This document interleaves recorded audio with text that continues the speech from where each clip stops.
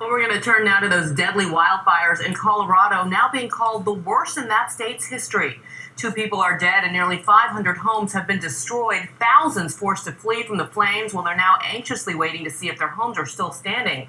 Well, this morning, relief is finally in sight, with firefighters making progress battling the blaze. ABC's Clayton Sandell is in Colorado Springs with the latest. Clayton. Good morning to you, Bianna. You can see from this roadblock this morning it's still far too dangerous to get into parts of the fire zone. This blaze is only 30% contained, but a break in the weather could change that. Overnight, the first good news for some of the roughly 40,000 people evacuated from their homes. Effective immediately.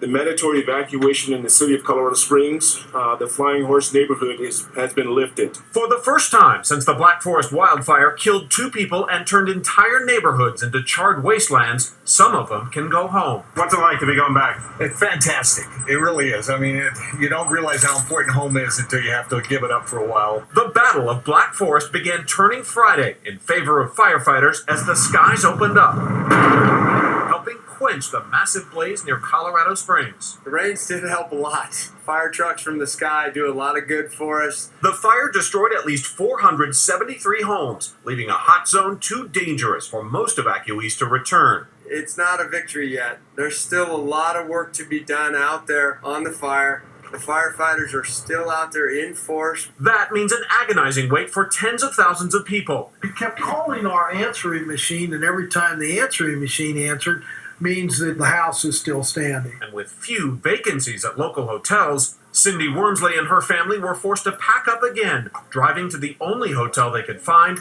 2 hours away. We have our family, and that's, if anything, we have each other, and we've always been able to rely on each other. The sheriff believes that someone is responsible for starting this fire. The question now is whether it was accidental or arson.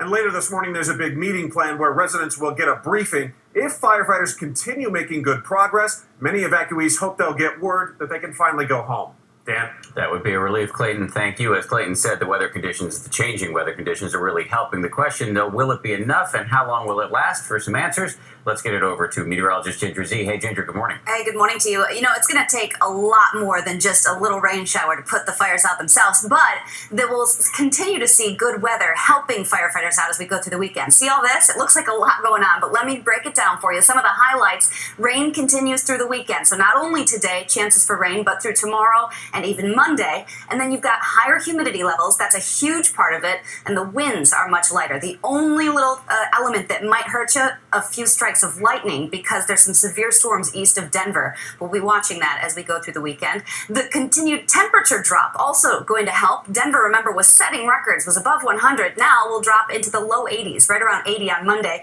Colorado Springs, the upper 70s.